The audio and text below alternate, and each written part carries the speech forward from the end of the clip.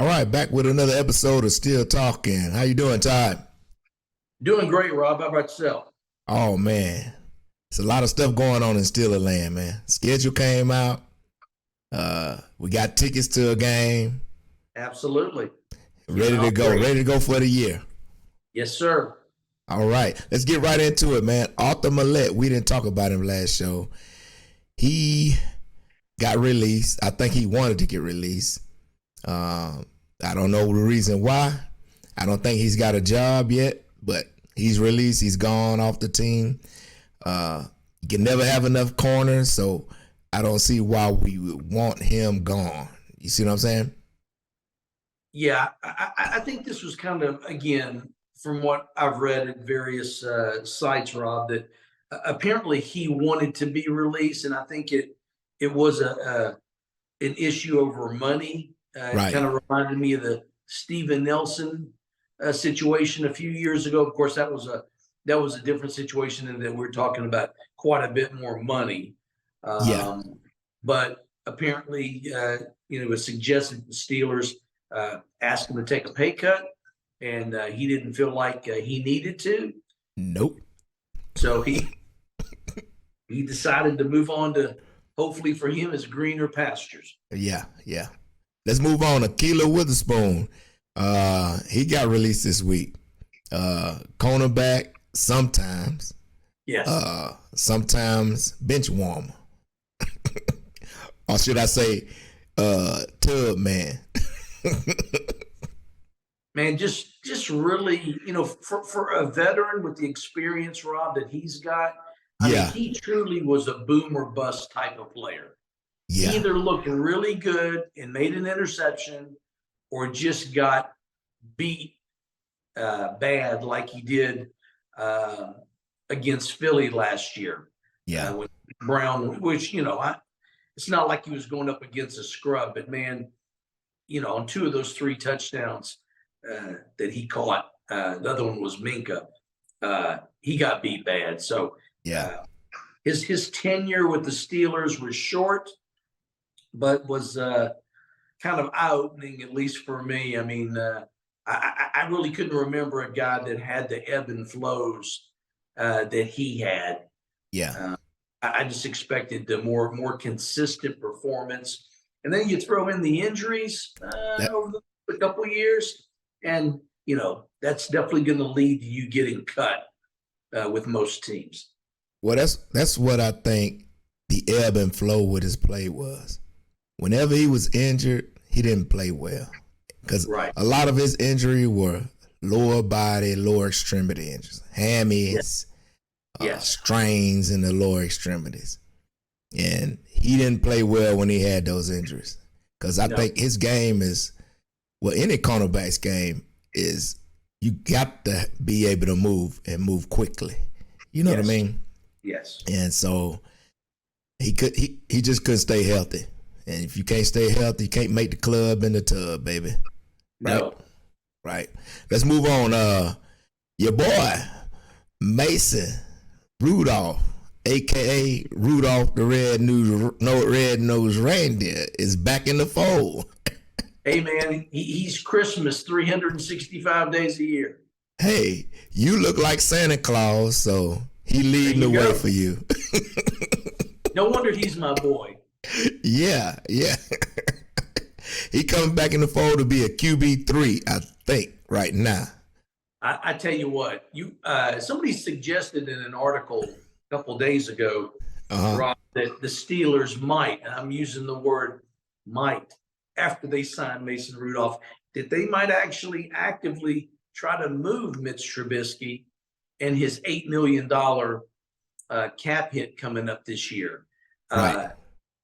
I mean, let me just say this. If a team made the right offer, not only if we could unload the salary, but get a couple of draft picks in return. Yeah. It might not be the wisest of moves, but again, it depends on what the haul is. I might think about it, but I think it's really best that he stay where he's at this upcoming season and solidify and give, especially the fans, a lot of confidence. Yeah. If something happens to Pickett, we feel like Trubisky can come in and do a pretty decent job. Well, I think they can move on from him with Mason coming back in the fold. The thing is, like you said, they have to have the right deal for Mitch. I think they would like to get from under that contract with Mitch. I mean, of course, it's a lot of money. I mean, it could definitely go somewhere else. Yeah, if a team in the preseason has a bad injury to their starter, you might see something like that happen. But yeah, I think that's what would push that issue along. Yeah, is if somebody really came a calling and made a really solid offer to the Steelers.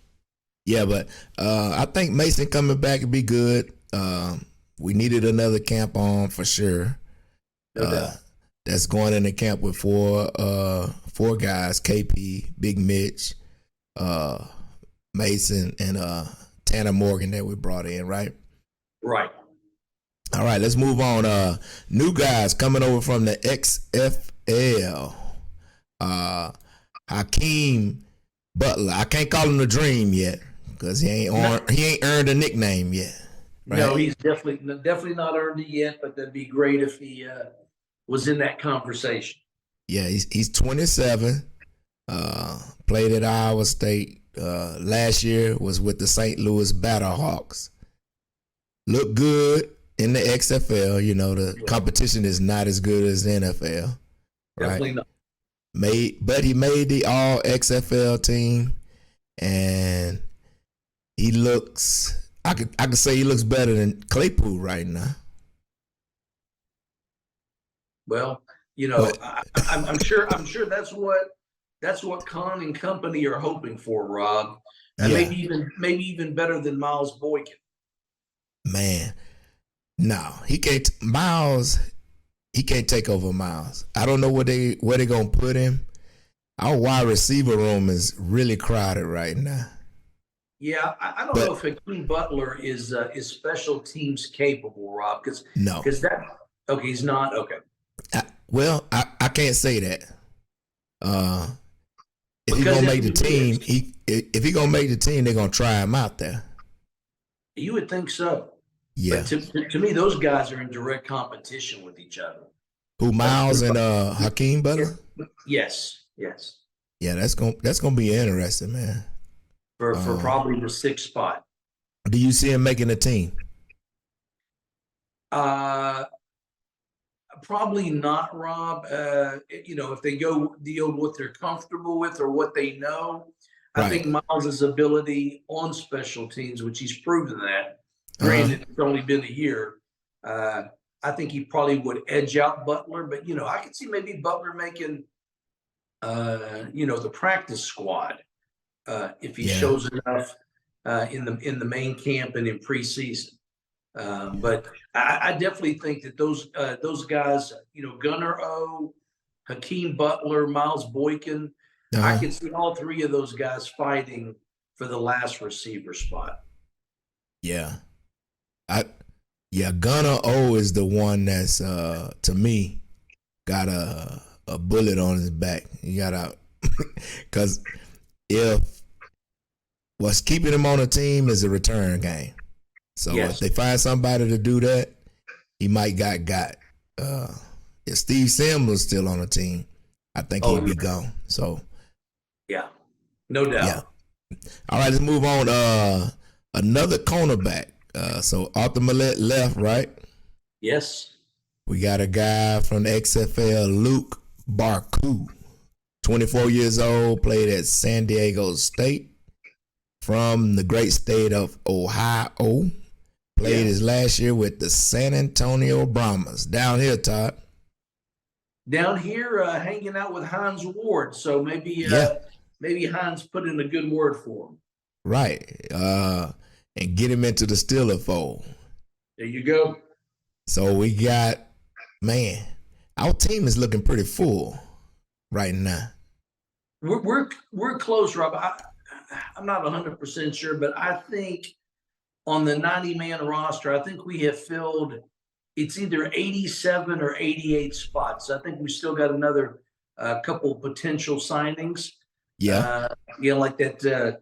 Where we're going to get to Manny Jones. If we get him signed, Right. then that'll take another spot off. But Right. I think we'll have the full 90 before we have this main mini camp Yeah. the second week of June. I think by then they definitely have the full 90-man roster in place by then. Right. It looks like we don't have a good history with cornerbacks, right? We do not. That is a sore spot with us. So it looked like Khan is taking the motto, just throw as much as you can at it and see what shake out. Do you know how many cornerbacks, and they seem to be halfway quality cornerbacks that they throwing at this thing? Yes. I'm gonna read some words out to you now. Okay. We lost Millette, right? Which I thought he would have made the team. Yeah, you would think so, certainly. And we lost Ahkello. Yes. But we gained, Patrick Peterson. We got Joey Porter Jr. Yep. Corey Trice. Uh-huh. Still got Levi Wallace in the fold. Yep. Okay, we got my boy, James Pierre, right? Yes, he is there. Madre Harper, new guy. Luq Barcoo, which we just stated. And Shandon Sullivan, right? Yeah. That's 8 guys, Doc. Yeah. At the cornerback position coming into camp, man. That's a lot. And you would think at least 5 of those are going to stick. At least 5. Yeah, maybe 6. Maybe 6, yeah. Yeah, maybe 6. So that's interesting how we're doing that now and how the cornerback room looks now. Just imagine how it looked when we had Artie Burns. Yeah, do not remind Steeler Nation of that name, Bob. They may send you some nasty messages. Yeah, I'm not. All right, let's move on to our last guy. We brought in a guy on waivers, Manny Jones. Yes. Played at Colorado State. Man, that's some bad football out there. But anyway, he was good enough to make it to the Arizona Cardinals, right? Yeah, undrafted free agent. Undrafted. Yeah, made the team. Played in 4 games last year, had 6 tackles. He's only 23, so he just got out of college, right? Yes. He took over for Ronell Wren that went on IR. So I kind of think it's just a camp body. Test him out, see if he can do anything. Yeah, I don't know if he's going to really put a lot of pressure on guys like DeMarvin Leal or Isaiah Loudermilk. Yeah. Because he really, it appears, just from what I've read, Rob, he might lack, he's almost like a tweener for the Steelers. Right. He's not really an outside linebacker. He's like too big for that. But then he's also a little bit undersized for being a DT. Right. So right. I don't know if they have an idea of where they're thinking about putting him at. But I can see him competing with Leal and Loudermilk. Yeah, I think they're gonna put him at end. He too light in the britches for nose tackle. Yeah, only 290, 294, I think, like that. 6'4", good size, kind of long, but it's gonna be hard for him to make a team. But he get a shot to get some looks, put some good film on tape, baby. There you go. There's always somebody looking. Yeah. All right, Todd. Look like I counted 7 potential new starters on the team right now. That's a major turnover we were talking about from last year. Yeah. It's basically a third of the players, starting players. Yeah. From last year. So yeah. Yeah, it's gonna be a lot of competition, which I like. Khan and Andy Weddle ain't sitting on their loins because, so Steeler Nation, if you want to change, here it comes. Exactly. And I think it's going to be good. So, competition always breeds good quality play on the field to me. I would wholeheartedly agree, and I definitely think that's what they're thinking as well. Yeah. So, yeah. All for it. All right, Todd, we're going to let the people go. Anything else you want to say? No, just I guess you and I are kind of beginning our countdown to the beginning of the regular season now that the schedule's out. And like you said, we're already planning on going to a game. So I'm sure most fans have got that first game on the schedule already circled. And can't wait to get to that point. Oh, yeah. I'm ready for camp to open. So see what happens. There you go. All right. Without further ado, here we go, Steelers. Here we go. Hoop, hoop, hoop.